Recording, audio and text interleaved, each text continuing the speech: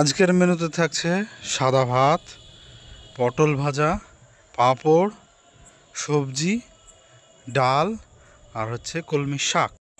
বাইরে প্রচণ্ড গরম, তাই একটু এটিএমে টাকা তুলতে এসে একটু ঠান্ডা হয়ে আর বেরোতে ইচ্ছা করছে না, তাই একটু ভাবসাব নিয়ে ঠিকঠাক হয়ে এবার বেরিয়ে পড়বো এটিএম থেকে। অ্যাকচুয়ালি এটিএমে থাকলে কারোরই গরমের সময় বেরোতে ইচ্ছা করে না, কি বাধ্য হয়ে যেতে হবে, কতক্ষণ আর থাকা যায়। চলো। এটিএম থেকে একটু দূরে এসেই দেখি অবাক কাণ্ড। এক বয়স্ক বৃদ্ধ দাদু গাছের ছায়ায় গরমের মধ্যে রোদে বসে আছে। আসসালামু আলাইকুম বন্ধুরা, কেমন আছেন? আশা করি ভালো আছেন। আমিও আলহামদুলিল্লাহ ভালো আছি। আজকের ভিডিওতে অনেক কিছুই থাকবে, সেটা দেখতে চাইলে ফার্স্ট থেকে লাস্ট অবধি দেখতে হবে। তো চলুন বন্ধুরা, শুরু করা যাক আজকের সেই বিশেষ আকর্ষণ ভিডিও।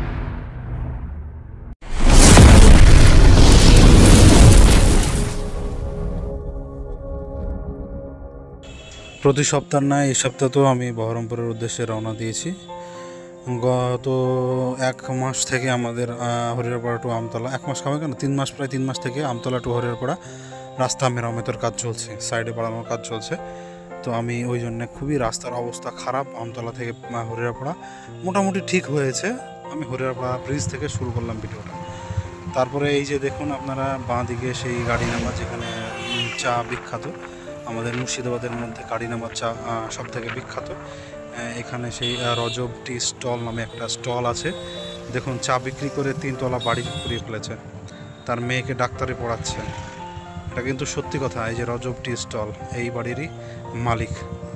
তো আজকে একাই গিয়েছিলাম বহরমপুরে, কি করছি না করছি সবটাই শোনাবো এবং দেখাবো আপনাদেরকে। বন্ধুরা কেমন আছেন? আশা করি ভালো আছেন। আমি আলহামদুলিল্লাহ ভালো আছি। তো আমি আজকে বহরমপুরের উদ্দেশ্যে বেরিয়ে পড়েছি। হরিয়ারপাড়া ক্রস করে মিয়ার বাগান ঢুকছি। মিয়ার বাগান পার করে বিষ্ণুপুর ঢুকবো।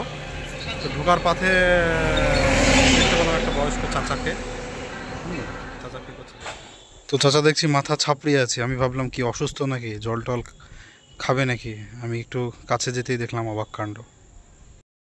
কি করছেন চাচা? কি করছেন? বাড়ি কোথায় আপনার?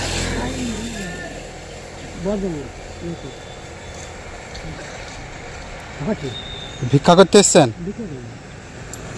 ছেলে পিলে নয় আপনার?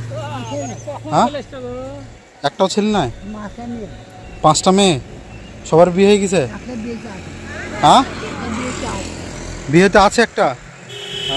আপনার বয়স কত? আপনার বয়স কত? 80? এই বয়সে আপনি এইভাবে ভিক্ষা করে বেড়াচ্ছেন? আপনার শরীরে তো কোনো সমস্যা হয় না? হ্যাঁ, কি কি নিয়েছেন ওটা? হ্যাঁ, পা অক্ষম? কি হয়েছে পায়ে? হাঁটতে পারেন না? কতদিন থেকে হয়েছে এটা? ছোটবেলা থেকে?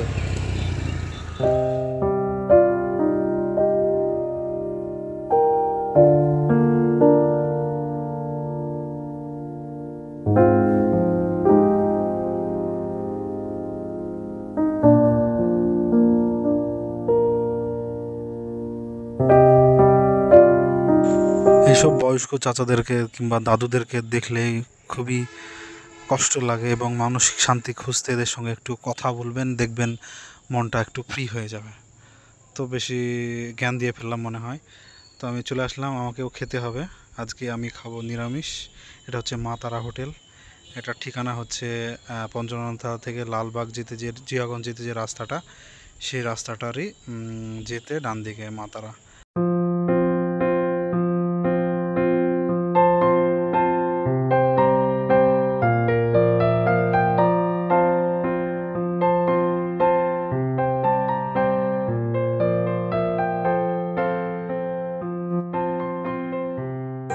তো এই ছিল বন্ধুরা আজকের ভিডিও। কেমন লাগলো ভিডিওটা অবশ্যই কমেন্টসে জানাবেন এবং চ্যানেলটিকে প্লিজ সাবস্ক্রাইব করবেন।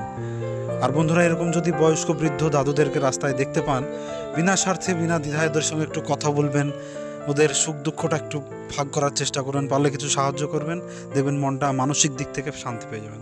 ভালো থাকবেন, সুস্থ থাকবেন। আসছি আবার একটা নতুন ভিডিও নিয়ে। ততক্ষণ পর্যন্ত এই গরমে বেশি বেশি জল খান।